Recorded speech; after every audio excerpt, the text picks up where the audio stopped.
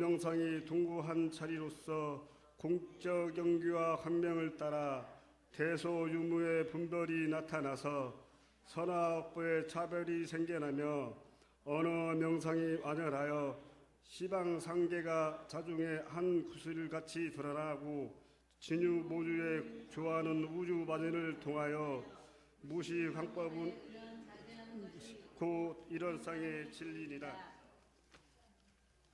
전서 158쪽에 있습니다. 수행품 25장 전서 158쪽.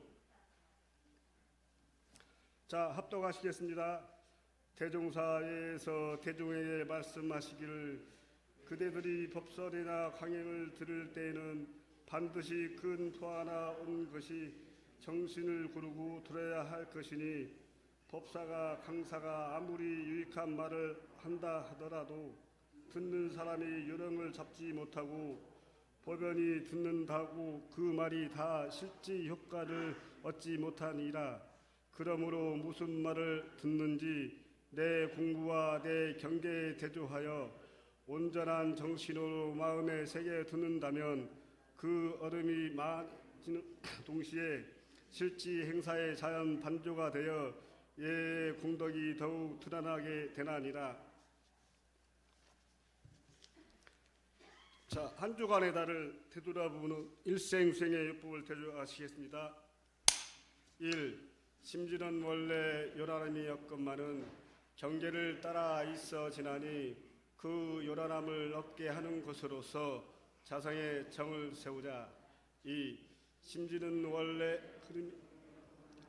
경계를 따라 있어 지나니 그 그름을 얻게 하는 것으로서 자성의 hil을 세우자. 3. 심지는 원래 어리석음이었건만은 경계를 따라 있어 지나니 그 어리석음을 얻게 하는 것으로서 자성의 정을 세우자. 4. 신과 분과 의와 성으로서 불신과 탐욕과 나와 우를 제거하자. 5. 원망 생활을 감사 생활로 돌리자. 6. 타력 생활을 자력 생활로 돌리자. 7. 배울 줄 모르는 사람을 잘 배우는 사람으로 돌리자. 8. 가르칠 줄 모르는 사람을 잘 가르치는 사람으로 돌리자. 9. 공시 없는 사람을 공시 있는 사람으로 돌리자. 성가 60장 61장 부르시겠습니다.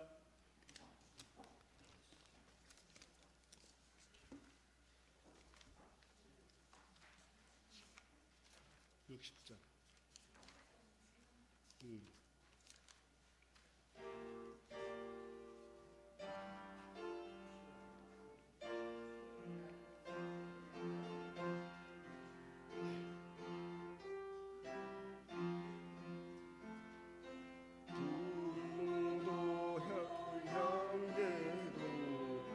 기대지 말자.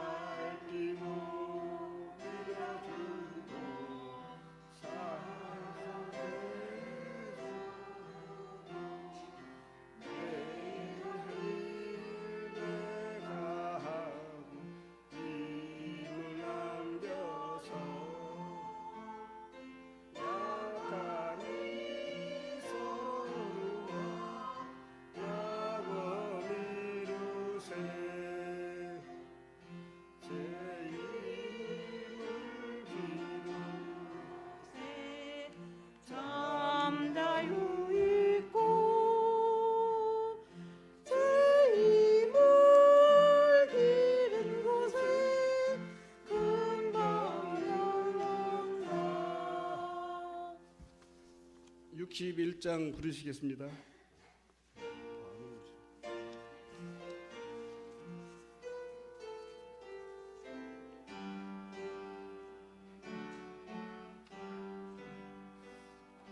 아는 것이 힘이다 배워야 산다 배움에 노소 없다 모두 배우자 나보다 하나님 모두 내 스승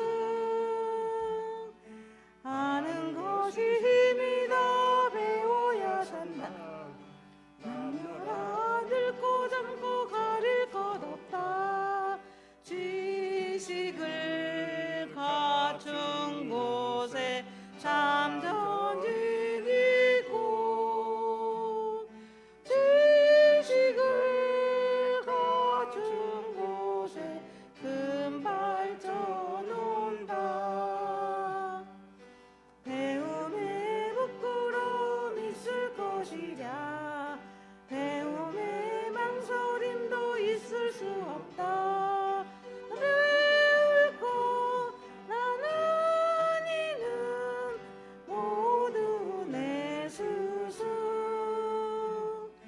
배움에 부끄러움 있을 것이라 이래라 나가서 즐겨 배우자 지식을 갖춘 곳에 참전진 있고 지식을 갖춘 곳에 큰 발전 온다.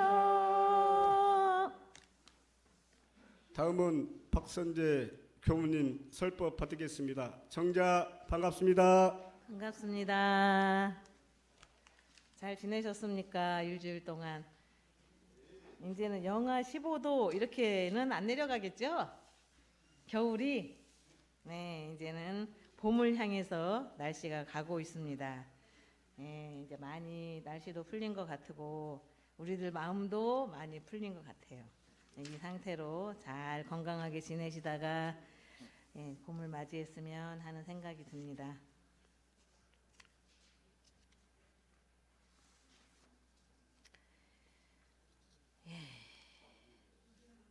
원기 108년에 전산 종법사님께서 신년 법문을 뗐네요.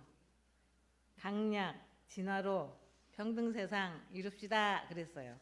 강약 진화로 평등세상 이룹시다.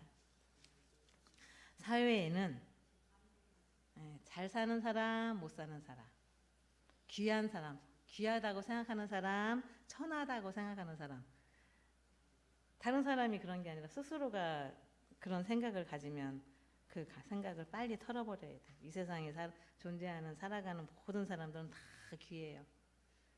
태어난 이유는 무언가를 하려고 태어났어요. 다른 사람을 위해서 봉사를 하거나 또 누구네 집 가문에 가서 대를 이어주거나 이런 역할을 하기 위해서 다 태어났기 때문에 귀중하다. 그리고 상하가 있어요.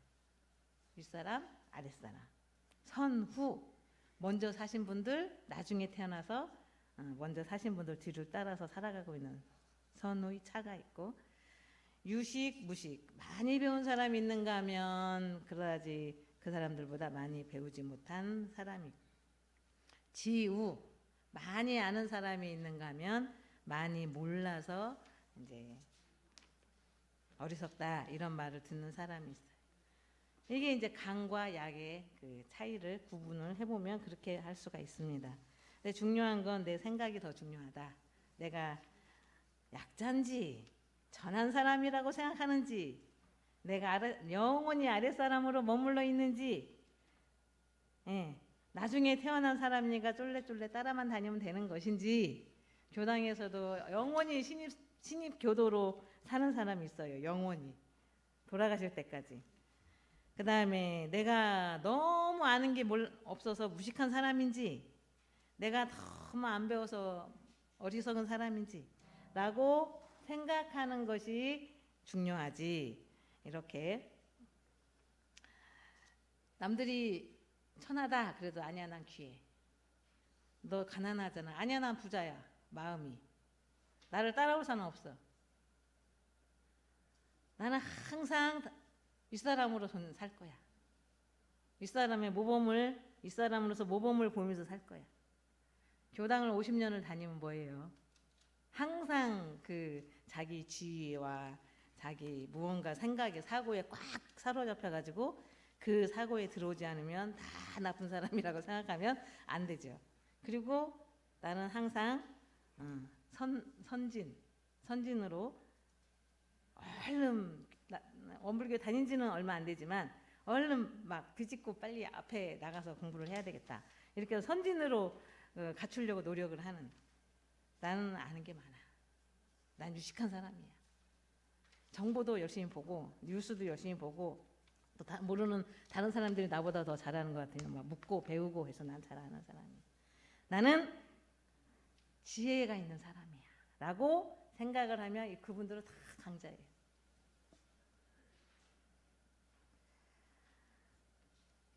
강약, 이제 보통 사회에서 보면 사회를 전체 단체로 한 덩어리로 봤을 때 강자, 약자 은근히 그렇게 나누어지지요. 예, 아파트도 임대 아파트에 사면 가난한 사람 약자라고 생각을 하고, 저 34층에 있는 막 큰 아파트에 살면 강자라고 생각을 하고, 그래서 그 잘 사는 사람들이 은근히 압박을 하고, 임대 아파트에 가서 놀면 안 된다고 아이들 보내면 막 큰일 나는 줄 알고 대항을 하고, 이제 압박을 하니까 이제 임대 아파트에 사는 사람도 대항을 해요. 그래서 계속 끝까지 대립을 해. 그렇지만 대종사님께서 대립하지 말고 진화를 해 나가야 된다, 이렇게 말씀해 주셨어요. 서로 도가 있어서 협조를 하고 그렇게 협조와 진화의 길로 나아가면 평화롭고 번영을 영원히 누릴 수 있다라고 대종사님 강약 진화상 요법에서 말씀을 해주셨습니다. 강자는 약자 때문에 강자가 되는 거예요. 상대적인 거잖아요. 내가 키가 커. 누구보다 키 작은 사람보다 내가 커. 그래서 강자가 되는 거고, 내가 부자야. 부자가 강자라고 생각하는 사람들은 그럼 누구보다, 나보다 돈이 없는 사람보다 강자야. 그래서 상대적인 거예요. 상대적. 강자 때문에, 약자 때문에 강자가 드러나고 강의 목적을 달성할 수가 있는 거예요. 약자 때문에. 약자가 없으면 어디 가서 강자라고 말도 못해. 명함도 못 내밀어. 상대적인 약자 때문에 본인이 드러나는 줄을 모르고 이제 막 까불죠. 그 강이 영원히 되는 것처럼 약자는 강자로 인해서 강을 얻어요. 약자는 저 사람이 살아가는 방법을 보니까 이렇게 사는구나. 그래서 언젠가는 넉넉하게 정년퇴직을 해서도 여유롭게 사는구나. 배우죠. 나도 그렇게 해야 되겠다. 강자 때문에 약자들은 배우는 거예요. 그래서 서로 윈윈 하면서 의지하고 서로 바탕이 되어 친불친이 없이 그렇게 살아야 된다. 이제 그런 말씀을 대종사님께서 해주셨습니다. 그리고 영원한 강자가 되는 길이 있어요. 영원한 강자가 되는 길. 약자가 강자로 발전할 수 있도록 옆에서 도와주고 가르쳐주고 그렇게 하면 영원한 강자가 되는 거예요. 설사 상대적인 약자로 된다 하더라도 그 사람 마음에는 정말 부자가 되는 영원한 강자가 되는 것이고, 그리고 그 약자들은 영원한 강자가 되기 위해서는 천신만고를 극복하고, 어떠한 천신만고가 있다 할지라도 그걸 다 극복해서 계속 진화를 하는 거예요. 이 생에 못하면 다음 생에 와서 또 발전하고 그렇게 해서 약자가 강자로 진화하는 위치가 있다, 이렇게 말씀을 해주셨습니다. 거기 이제 자력양성을 보면 저희가 이제 많이 공부를 하셔서 타력 생활을 자력 생활로 돌리자, 일상순위법 아침에 외우시죠. 예, 일상순위 외우는데 그 자력양성, 마크 트웨인이라는 사람이 있어요. 마크 트웨인.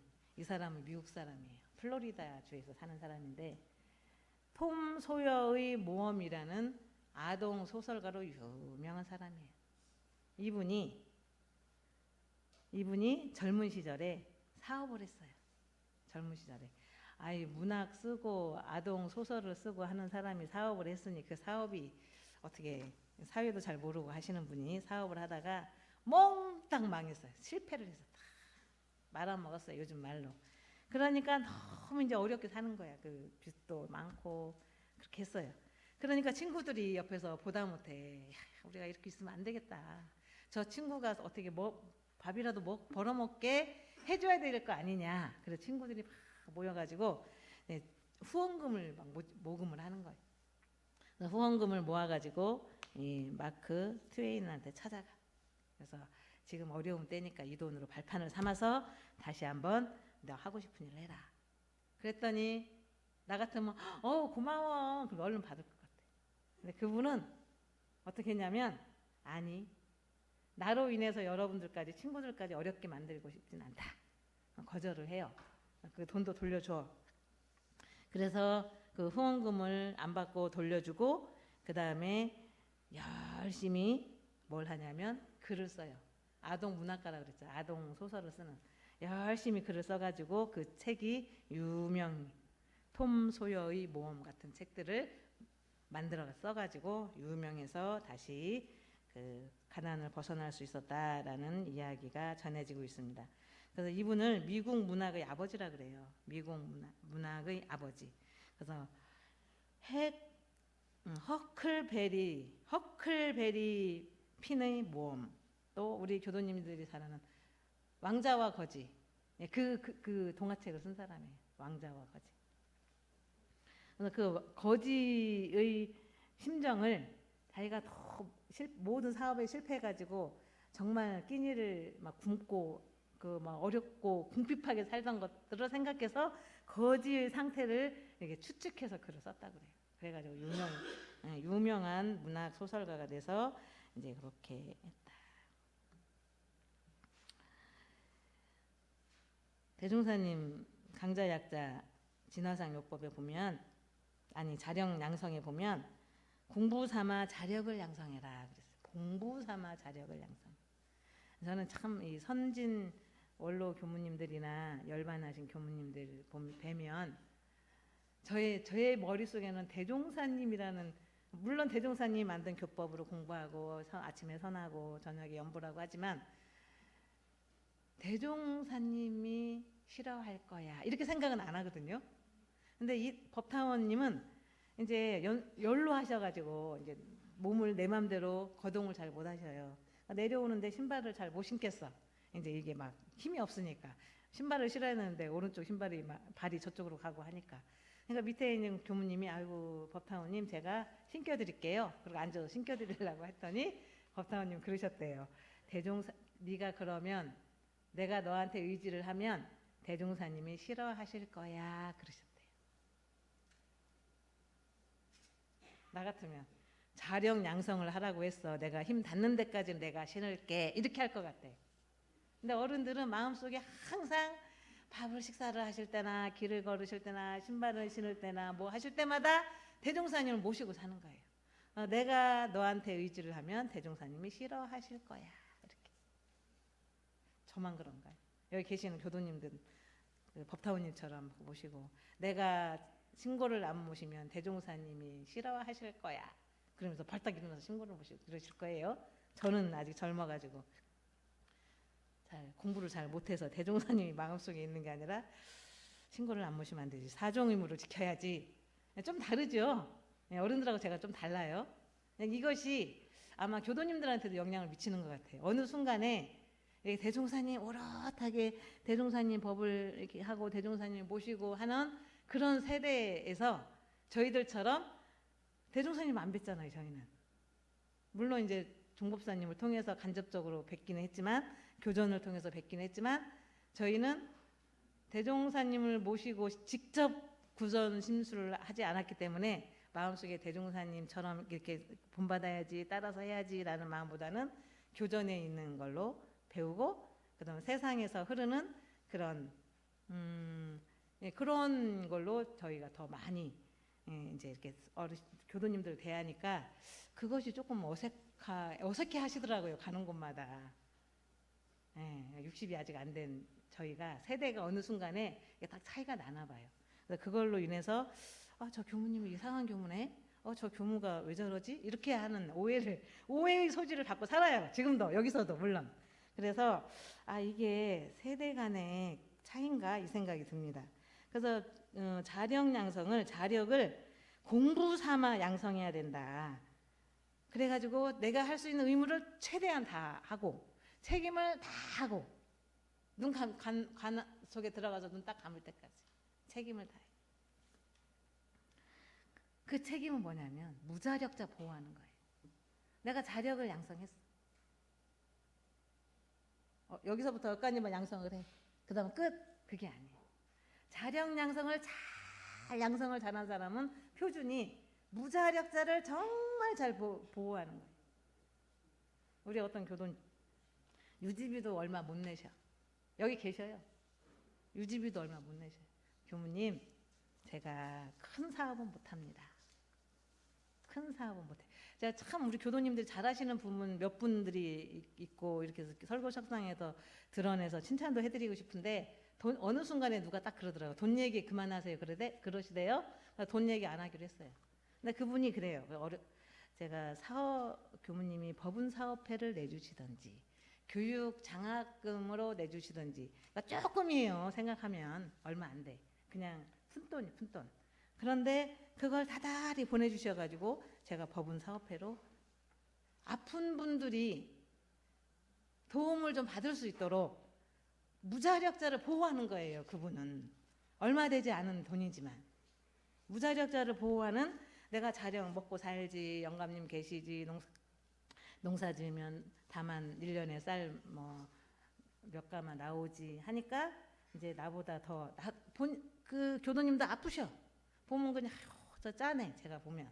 그런데도 교무님 이거 드세요. 교무님 이거 사업회에 넣어주세요. 이렇게 갖고 오신단 말이에요. 그게 무자력자 보호예요. 다른 게 아니에요. 우리 교도님들이 할 수 있는 건 그런 거예요.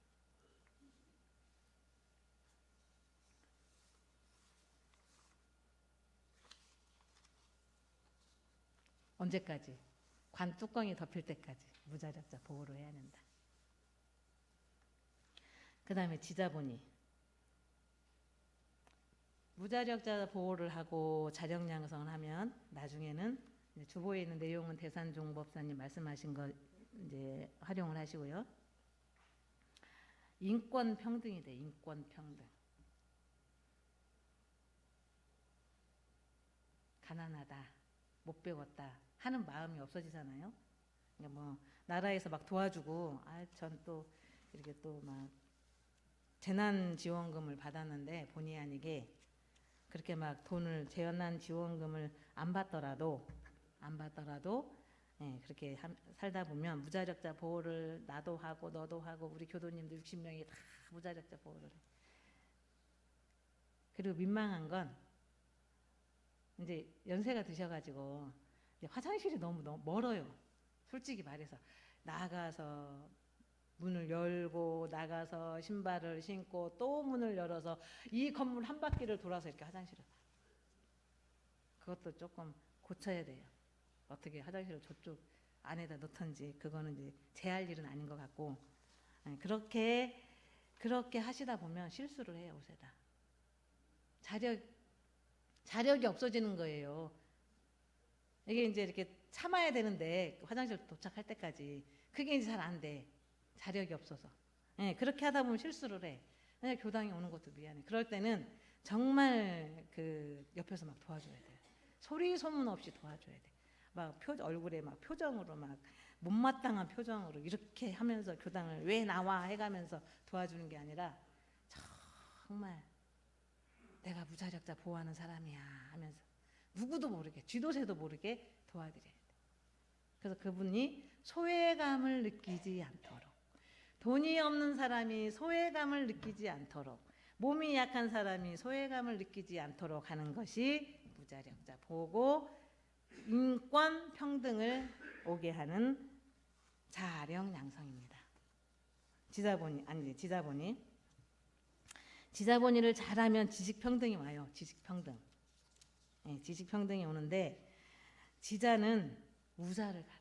아는 사람은 모르는 사람을 가르치는 것이 책임이야. 책임. 아는 사람이 모르는 사람을 가르치지 않으면 그거는 인과로 아마 저기 교육기관도 없는데 아마 태어날 것 같아요. 우자는 모르는 사람은 지자에게 배워야 돼. 그런데 안 배워. 자기가 모르는 건 모르는지 아는지도 잘 생각도 안 해요. 원칙적으로 당연한 일이다 이러셨어요, 대종사님이. 아는 사람은 모르는 사람을 가르쳐야 되고 모르는 사람은 아는 사람을 가르쳐야 되는 것이 당연하고 원칙적인 일이다 이렇게 말씀. 원불교 다니는 사람만 그렇게 하는 게 아니라 모든 사람들이 사람으로 태어난 이상은 그렇게 해야 된다. 어떠한 처지에 있든지 간에 배울 것을 구할 때에는 내가 모르니까 알 것을 배울 때에는 그 차별에 끌리거나 얽매이지 말고 차별에 막 끌려가지고 내가 원불교를 30년이나 다녔는데 이거 물으면 창피하지. 그런 거 끌리지 말고 얽매이지도 말고 구하는 사람, 내가 구하는 그 목적이 달성될 때까지 그렇게 구하면 돼요. 조선시대에 그 시험에 대학 입시 시험에 나오는 왕들이 몇 분 계세요. 세종대왕, 성종 몇 분이 계셔. 그분들이 정치를 잘 했기 때문에 나와요. 막 못해갖고 연산구처럼 폭정을 하고 했는데 나오지는 않죠. 그분들은 어떨 때 나오냐면 연산군이 이렇게 했다. 그럼 시대 역사 순으로 나열해라 이렇게 나와요. 역사가 언제 무슨 일이 생겼고 연산군 때문에 무슨 사화가 일어나고 했죠. 그렇게 시대적으로 흐름을 기재해라 이렇게는 나와요. 그 사람이 주인공으로 나오는 건 아니고. 근데 성종 이분도 빠지지 않고 대학 시험에 나오는 왕이에요. 조선시대 9대 왕인데 이분이 달이 너무 밝은 거야. 앞에다가 아주 추운 겨울은 더 밝은 것 같아. 날씨가 추우면 달이 그냥 휘엄창 탁 떠 있으면 그냥 그 빛이 달빛이 황홀하죠. 제가 그런 걸 보면 시를 좀 썼으면 얼마나 좋았을까. 제가 이렇게 제 재주가 없음을 탄한 적이 있어요. 그래서 이제 밖에 나가서 달을 보면서 누각에 올라서 이렇게 왔다 갔다 산책을 하는데 어디선가 글 읽는 소리가 나. 누가 이 시간에 글을 읽는가 하고 다녀보니까 아직 과거 급제도 못한 선비가 앉아서 책을 보는 거. 아니, 책은 딱 덮고 외워. 그 책에 나와 있는 내용들을 구종직이라고 하는 선비가 이렇게 앉아서 외우는 거예요. 근데 그 책은 춘추 좌시전이라고 하는 책이에요. 춘추 그 막 시대에 막 썼던 중국 말로 써진 한문으로 써진 어려운 말이에요. 어려운 책이에요. 그런데도 그걸 잘. 그러니까 이 사람이 박학 굉장히 널리 지식을 많이 알고 있고 그 다음에 기억력이 뛰어나. 몇 번 보고 나면 다 입력이 되는 거예요. 머릿속에. 그러니까 잘 외우고 있는 거예요. 그러니까 이튿날 성종이 구종직을 불러요. 불러서 승지라고 하는 그 자리를 줘. 그러니까 거기에 그 대신들이 가만히 있겠어요? 과거 시험도 안 본 사람이 얼굴도 누군지도 잘 모르는 사람이 승지라고 하는 직급을 딱 주니까 성종이 마마 이러시면 아니 되옵니다. 상서를 써가지고 막 계속 올리는 거예요. 그래서 성종이 그래? 그럼 다시 승지를 내놓으라 할까? 그렇게 생각하는 사람이 보통 사람이에요.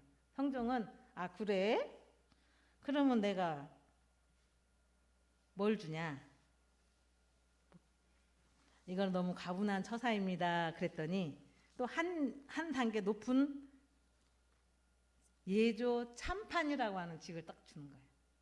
그냥 더 이제 벌떼같이 대신들이 일어나가지고 이러시면 아니되옵니다. 막 이렇게 또 상소를 막 올리니까 이 성종이 공조 판서를 더 줘. 더 위에 직급인 공조 판서를 딱 줘요. 그리고 이제 하나 남아 있는 게 뭐냐면 정승자리가 남아 있는 거야. 정승. 이러다가는 저 사람한테 정승까지 주게 생겼어. 자기네들이 임금이 하는 걸 계속 막잖아. 상서를 올리고 막 이렇게 아니 된다고 막 하고 이러니까 그러니까 그 사람이 야 우리 이러지 말고 그냥 합의를 해드리자. 이러다가는 정승까지 주게 생겼다. 대신들이 그렇게 해가지고 합의를 해줍니다. 며칠 후에 성종이 다 모이라고 해요. 대신들을 다 모이라고 막 상서를 올리고 아니되옵니다 하고 머리를 조아렸던 사람들 싹 모이라고 해. 그래가지고는 춘추 자시전 책을 딱 줘요. 이거 강의할 사람 나오라고 그래. 아무도 안 나와. 영의정, 자의정, 우의정 아무도 안 나와요. 어려운 책이니까. 하다가 또 임금 앞에서 하다가 실수라도 하면 어떡해. 버벅거리면 어떡해. 버벅거리면 가만히 있으면 중간이라 가지. 나가서 한다고 하다가 버벅거리면 이제 무식한 것이 탄로나고 학문이 저거밖에 안 돼. 사람들이 그렇게 바뀌잖아요. 이미지가. 아무도 안 나와. 그러니까 이제 구종직을 사람을 시켜서 오라고 해요. 와가지고 해보라고 강의를 해라 그랬으니 안 보고 책은 안 보고 줄줄줄 외우면서 강의를 아주 능수능란하게 합니다. 그러니까 성종이 뭐라고 말을 하냐면 무관은 화를 잘 쏘는 것이 무관. 그게 본분이야. 문관은 글을 잘 해석을 해서 정치에 활용을 하는 사람들 그것이 본분이에요. 문관 본분은. 구종직이 학문이 높아서 하사를 했는데 여러분들은 상소를 들이밀면서 잘못이라고 하였다.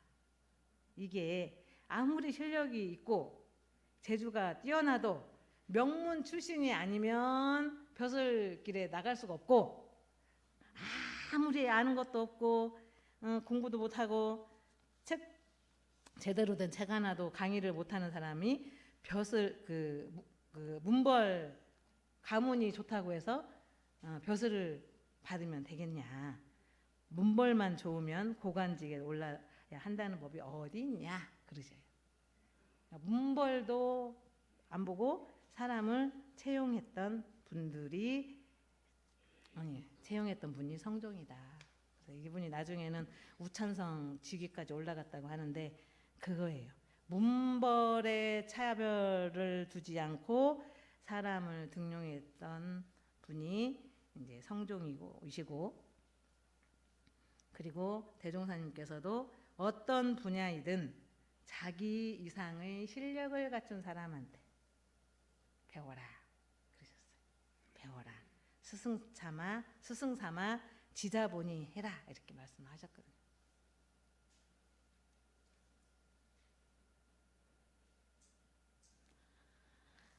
아르투로 이분은 좀 들은 사람도 있을 거예요. 토스카니니라는 분이 있어요. 토스카니니 지휘자예요. 굉장히 지휘를 잘하는 이분이 1867년에 태어나서 1951년에 돌아가신 분이거든요. 우리 6.25 터지고 할 때 돌아가셨네요.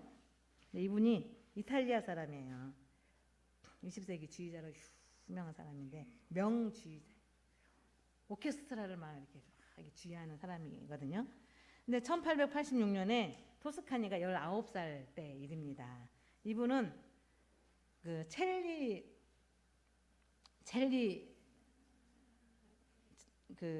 첼리스트 겸 그 합창 부지휘관으로 거기에 이제 그 오페라 단원으로 이제 같이 연주를 했던 사람인데, 근데 어느 날 베르디 아이다 공연을 하기로 약속을 했어요. 어디서? 브라질에 가서. 이 오페라단이 브라질로 가가지고 베르디의 아이다 공연을 하기로 했는데 직전에 이 오페라 지휘를 맡아선 사람이 뭐가 이렇게 삐그러져 가지고 난 못하겠다, 안 하겠다 그렇게 하고 무책임하게 가버린 거예요.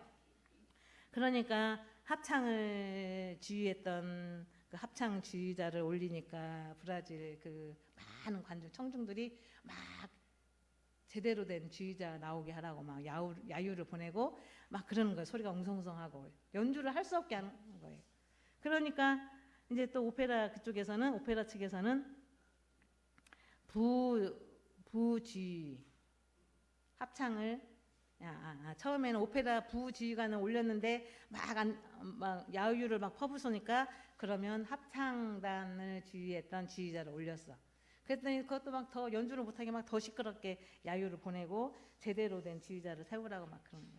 그러니까 이제 오페라 단원들이 누구를 추천했냐면 아까 제가 말씀드린 그분을 추천을 한 거예요. 명지휘자를. 그때는 명지휘자가 아니죠. 단원이었죠. 그래서 토스카니를 이제 추천을 합니다. 그러니까 이제 보니까 애송이라고 하긴 19살밖에 안 한 젊은 소년 같은 애가 이렇게 올라와. 지휘를 하려고. 그랬더니 막 이제 난리가 난 거예요. 청중들이 우리를 뭘로 보고 저렇게 애송이한테 지휘를 맡기냐 막 해가면서 막 난리가 나니까 그 보면대 있죠. 오케스트라를 이렇게 지휘를 하려면 보면대라는 거 딱 펼쳐놓고 하거든요. 그래서 그 사람이 딱 올라가서 보면대에 그 악보를 딱 덮어. 대중들이 깜짝 놀라는 거예요. 그걸 보면서 지휘를 해야 되는데 그걸 딱 덮어. 이 사람은 토스카니는 이렇게 오페라 그 어린 청년으로 이렇게 하면서 뒤에 뒷바라지하고 또 자기가 맡은 거 하면서도 지휘에 대해서 굉장히 관심 있게 보고 열정을 가지고 뭐 이렇게 그건 왜 그렇게 이쪽으로 이렇게 지휘를 했냐 물어가면서 준비를 한 거예요. 자기 나름대로. 그리고는 그 대작을 그 악보도 딱 덮고 막 지휘를 시작하니까 사람들이 놀래가지고 그 연주가 끝나니까 막 우레 같은 박수를 치면서 막 다 기립해가지고 대중이 막 기립해서 박수를 확 치는 거예요. 근데 지휘의 천재성이 그때 발휘가 된 거예요. 그리고 나서는 그 뒤로는 그러니까 웬만한 오페라 그건 다 외워버리고 연주를 한다 그러면 유심히 보면서 관찰해가지고 체크하고 본인도 지휘자가 아님에도 불구하고 준비를 그랬던 사람이에요. 그래가지고 청중들한테 굉장히 우레 같은 박수 받으면서 그 이후로는 유명한 그 지휘자의 거장인 토스카니 신화가 시작되었다는 예화가 있습니다. 제가 말씀드리고 싶은 건 성종시대의 구종직이라고 하는 분이나 토스카니나 이분들은 배웠지요. 배웠어요. 준비를 했어요. 자기가 지휘를 하거나 벼슬을 받지 않았어도 준비를 한 거예요. 차분히. 그래서 빛을 발한 거예요. 기회가 딱 왔을 때. 기회가 왔을 때 그때부터 준비를 하면 늦죠. 그러니까 좋아하고 너무나 열정적으로 준비를 하고 했다가 기회가 왔을 때 빛을 발한 그런 분들입니다. 저희가 교당 다니면서 가방만 들고 교전 하나, 이제 교전 무거워서 교전도 안 들고 다니죠. 왔다 갔다만 해. 그리고 나 같은 교무가 뭘 시키면 우리는 그런 거 해본 적이 없다. 왜 그런 걸 우리를 시키냐? 우리는 교무님 설교 들으러 왔지. 우리가 무슨 강연을 하냐? 그래갖고 그래요? 하기 싫어요?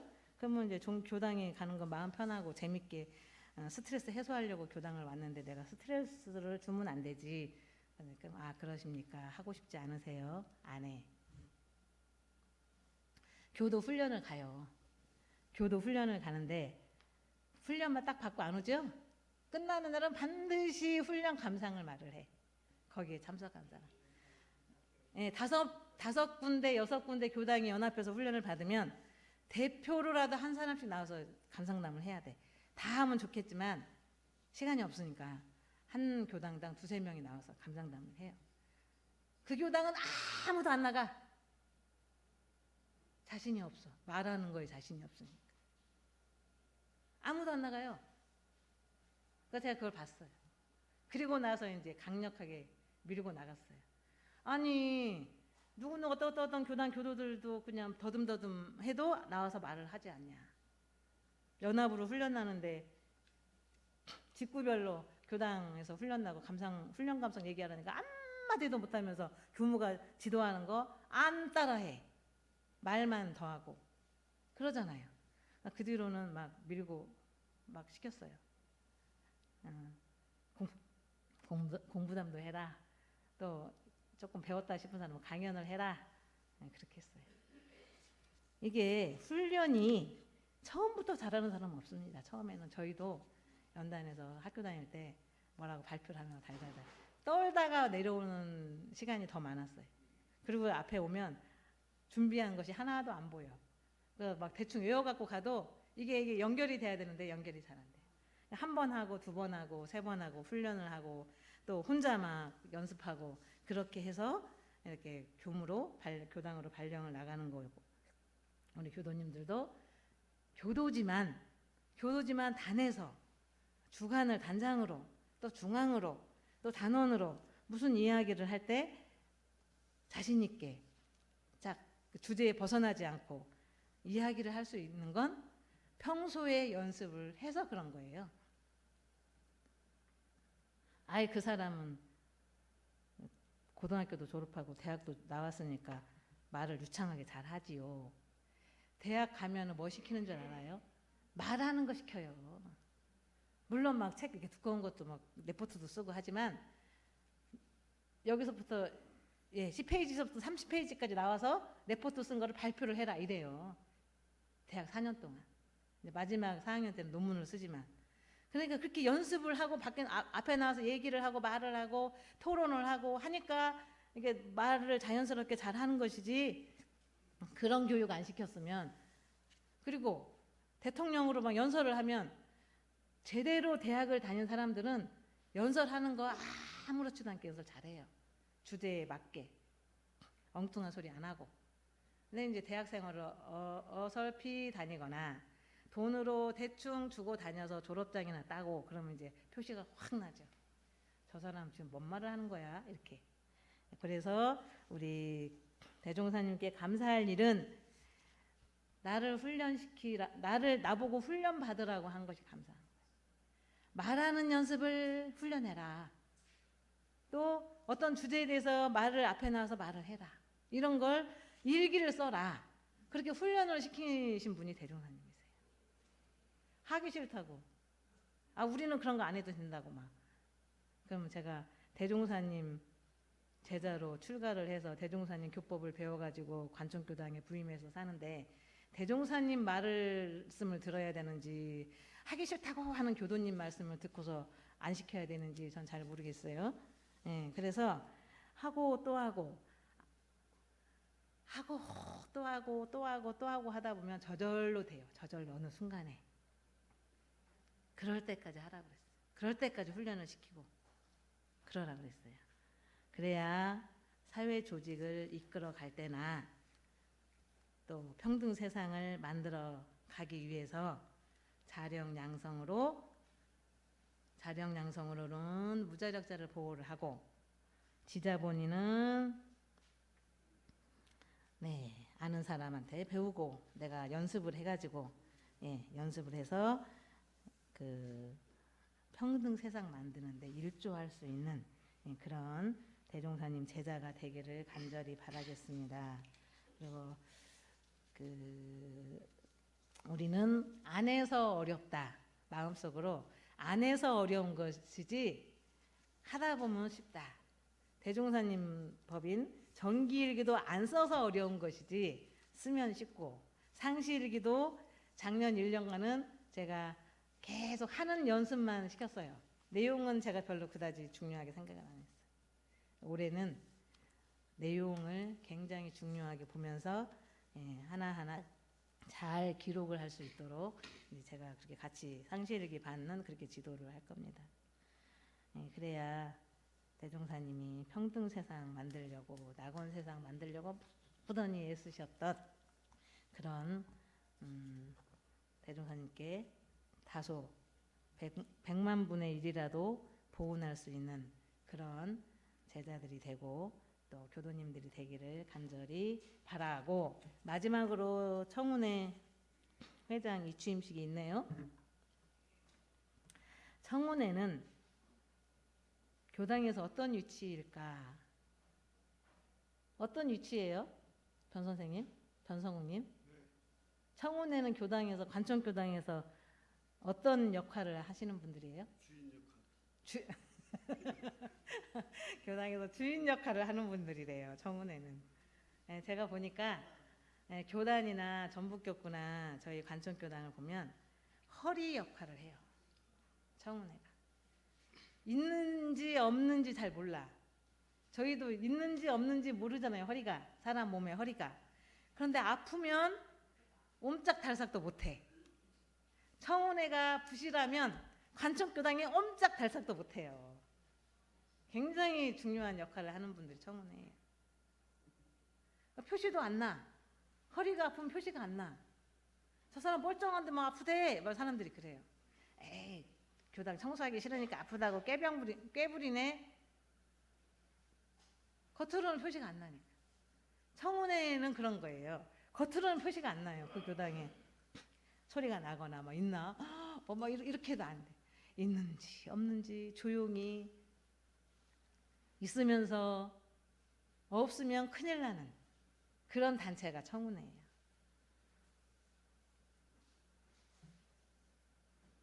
그리고 청운회는 조직을 이끌다 보면 이제 청운회 회장님 이제 다음 회장님이나 했던 이제 박정주 회장님이나 보면 전체가 보이기 시작하는 거예요. 그냥 보통 이렇게 다니면 교도로 다니면요, 그냥 우리 단 그냥 내 앞에 좌우만 보여. 근데 청운회 회장을 하다 보면 전체가 보이니까 전체가. 처음에는 관천교당 전체가 보여. 법당만 보이는 게 아니라 울타리, 밖에 뜰, 잔디, 나무까지 다 보여. 하늘도 보여. 전북교구 다 보여요. 어느 교당이 어렵나. 우리가 가서 어떤 교당에 가서 도와드려야 될 교당이 어디 있나 다 보여요. 원불교 살림이 어떻게 돌아가나, 원불교가 어떻게 역사가 흘러나 이런 것들이 보이는 거예요. 그리고 공부를 하게 돼요. 전체가 보이는 그런 역할을 청운 회장님은 아마 하시게 될 거다. 그 청운회를 거쳐서 이제 조금 중진급으로 이렇게 나오면 그때는 그 어떤 단체의 가슴이 되는 거예요. 따뜻한 가슴. 그게 이제 이 단체에 성숙하는 과정이에요.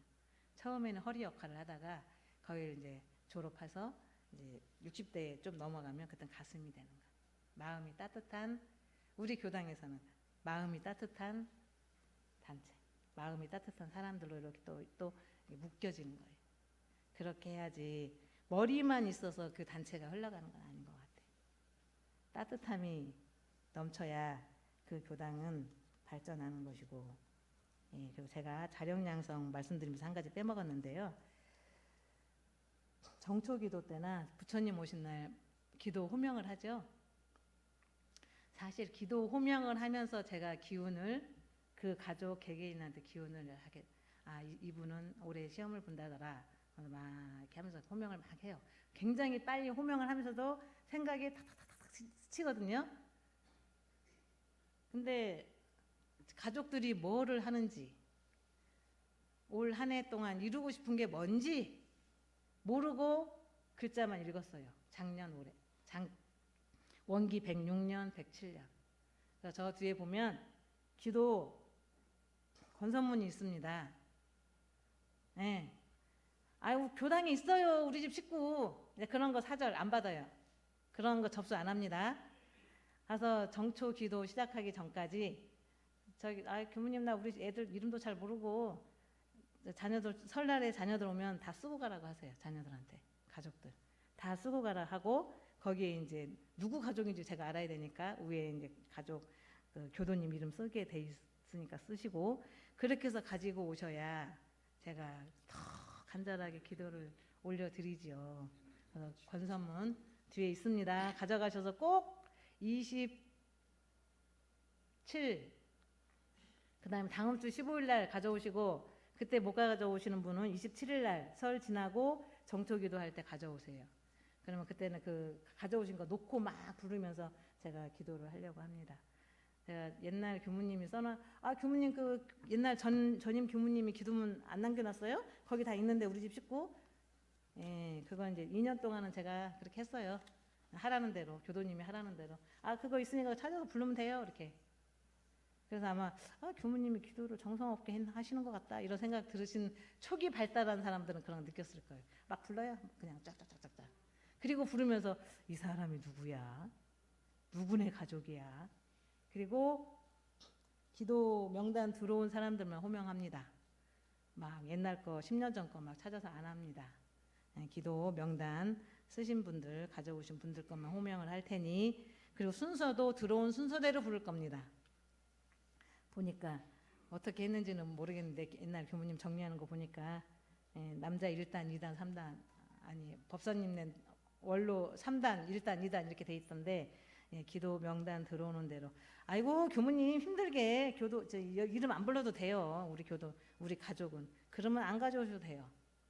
안 가져오셔도 됩니다. 이름 굳이 안 불러도 된다 그러면 아 우리 애들은 다 교회 다녀요. 예수님이 불러서 잘 좋은 천당으로 데려가겠지요. 그러면 안 가져오셔도 돼요. 아셨죠? 예, 자력은 항상 교당에 뭔가 있을 거라고 이렇게 의지해서 교당 다니시면 안 돼요. 내가 할 건 내가 하고 그리고 시키면 하고 또 연습하고 훈련하고 그래야 되는 거예요. 아셨죠? 네, 저 뒤에 기도 명단 가져가셔서 다 써갖고 오세요. 예, 주소까지 써오시면 더 좋은데 제가 그냥 깜빡했고 주소 나는 안 만들어 놓으셨으니까 소원에 빈칸이 많이 있습니다. 거기다 주소까지 써오시면 또 4월달에 주소 쓸 일이 있습니다. 그렇게 해서 올해부터는 우리 교도님들이 주시는 명단을 간절하게 또 그 소원이 다 이루어지도록 그렇게 기도를 올리겠습니다. 감사합니다. 감사합니다. 성가 176장 청운회가를 부르고 시작하겠습니다. 176장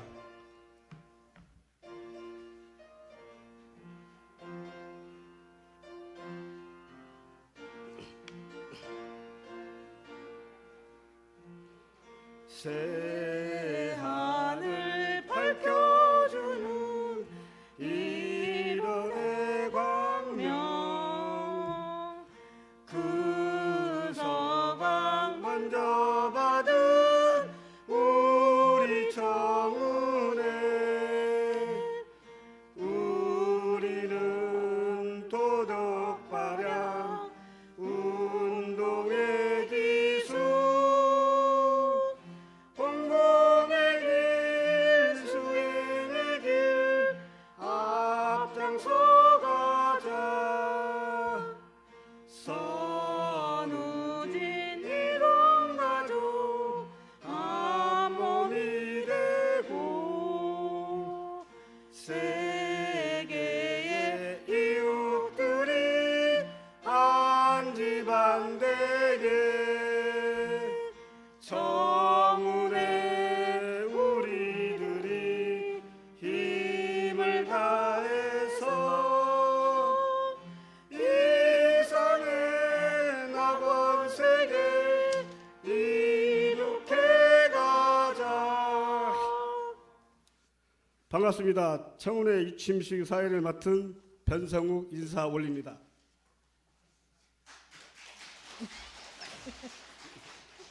지금부터 원불교 관충교당 청운회 제13대 이침식을 시작하겠습니다. 먼저 임명장 수여가 있겠습니다. 수여는 성타원 박선재 교무님께서 하겠습니다. 김영훈 청운회장님, 김석화 본공회장님 단상 앞으로 나와주시기 바랍니다.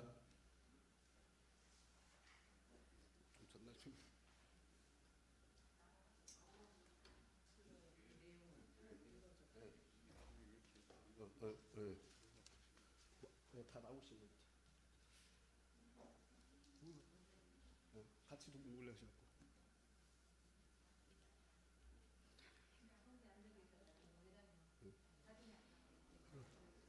그래요. 제108-1호 임명장 법명 김형훈 기한은 엄불교 관총교당 청운회장에 임명합니다. 원기 108년 1월 8일 엄불교 관총교당 교무.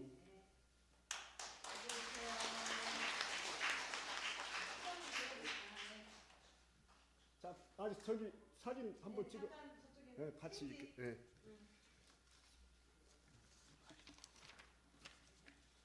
동네 앞으로 가세요. 예.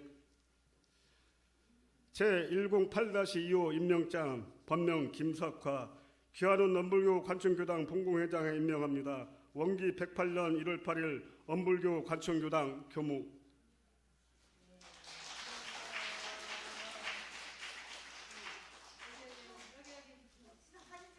교우님이 가운데 서시고 양쪽으로.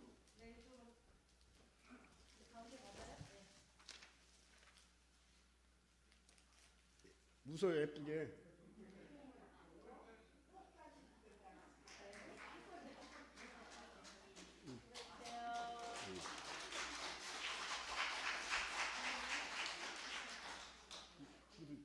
전 청문회장에 있는데.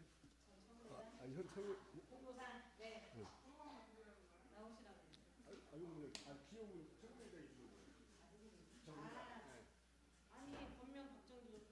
그게. 예. 후보님이 나와서. 예, 예. 자, 공로상 및 배치 배웅이겠습니다. 수여는 김영훈 청회장님께서 하겠습니다. 박정주 청문회장님 나오시기 바랍니다.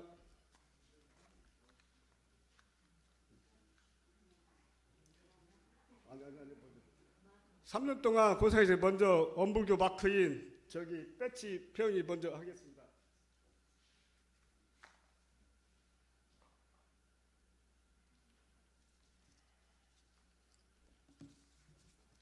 먼저 배치 먼저 달아줘. 3년 동안 하신 거예요? 네. 아유, 수고 많으셨네요.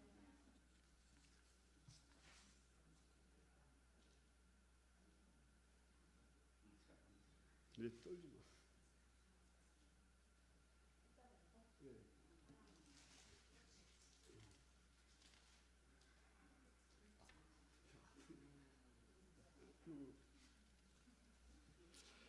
제108-35 공로상 법명 박정주 기한은 평소 투철한 책임감과 헌신적인 봉사 정신으로 본회 회원 간의 유대 강화와 청운회 회장으로 3년 동안 재직하는 동안 관청교당과 청운회 발전에 기여하신 그동안의 공로가 지대하므로 청운회 전 회원들의 마음을 모아 이 상을 드립니다.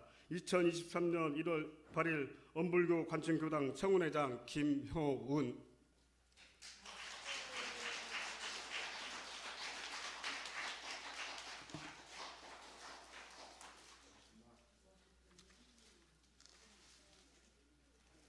찍었어요?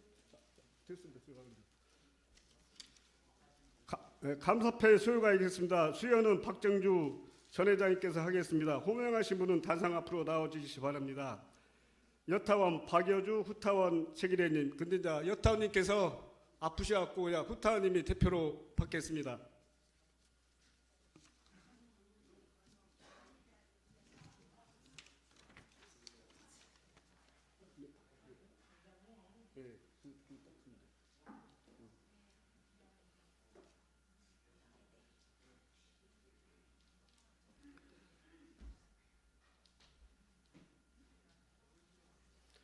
제108-5 감사패 법령 최기울에 기한은 평소 투철한 책임감과 헌신적인 봉사 정신으로 본회 청운회 봉사와 무화봉공 개여하신 그동안의 공로가 지대하므로 청운회 전 회원들의 정성을 모아 이 패에 새겨 드립니다.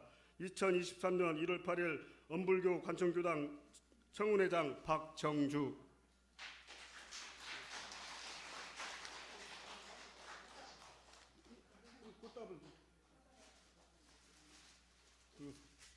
사진.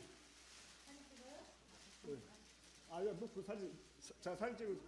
응. 네. 보이게.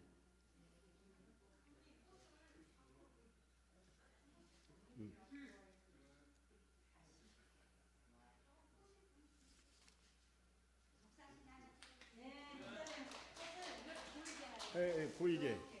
네. 같이 찍어. 같이. 자.